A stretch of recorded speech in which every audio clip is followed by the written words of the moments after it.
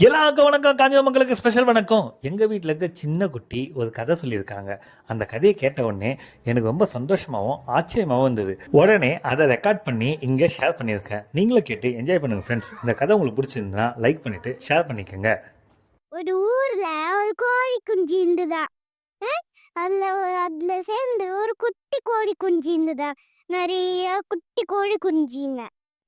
இந்த பெரிய கோழி குஞ்சு என்ன சொல்லுச்சா, நீ எங்கேயும் போ, குட்டி கோழி குஞ்சே அம்மா கூடவே இருக்கணும்னு சொல்லிச்சா. அதுல ஒரு சின்ன கோழி வந்து எங்கேயோ நடந்து போச்சா, வளர்த்தேன்னு போச்சா.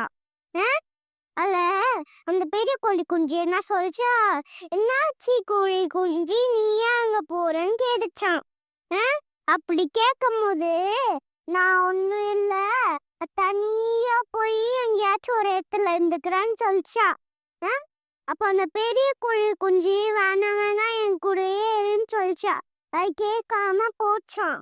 கேட்காம போகும்போது அங்க ஒரு சின்ன கோதுமை இருந்துச்சா. பாரு பாரு, நான் உன்னை விட்டு போனதும் எனக்கு ஒரு சின்ன கோதுமை கிடைச்சிருக்கு.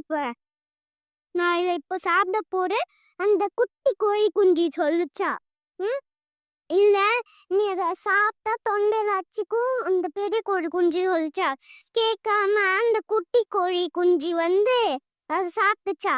சாப்பிட்டோடனே தொண்டையில போய் அடைச்சிக்கிச்சா. அடிச்சும்போது ஐயோ, அம்மா கோழி குஞ்சு பயந்துச்சான். அது அண்ணா கோழி குஞ்சு பயந்து தண்ணி எடுத்துட்டு வந்தாங்களாம். தண்ணி எடுத்து வாயில ஊற்றினான். தண்ணி எடுத்து வாயில ஊற்றினோடனே அது தண்ணை முங்கிச்சு. அவள் தான் கதை.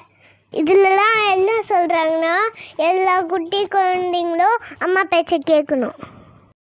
என்ன ஃப்ரெண்ட்ஸ், கதையை கேட்டு என்ஜாய் பண்ணீங்களா? இந்த கதை உங்களுக்கு பிடிச்சிருந்ததுன்னா கமெண்ட் பண்ணுங்கள். காஞ்சி ஸ்பெஷல்ஸை ஃபாலோ பண்ணிக்கோங்க.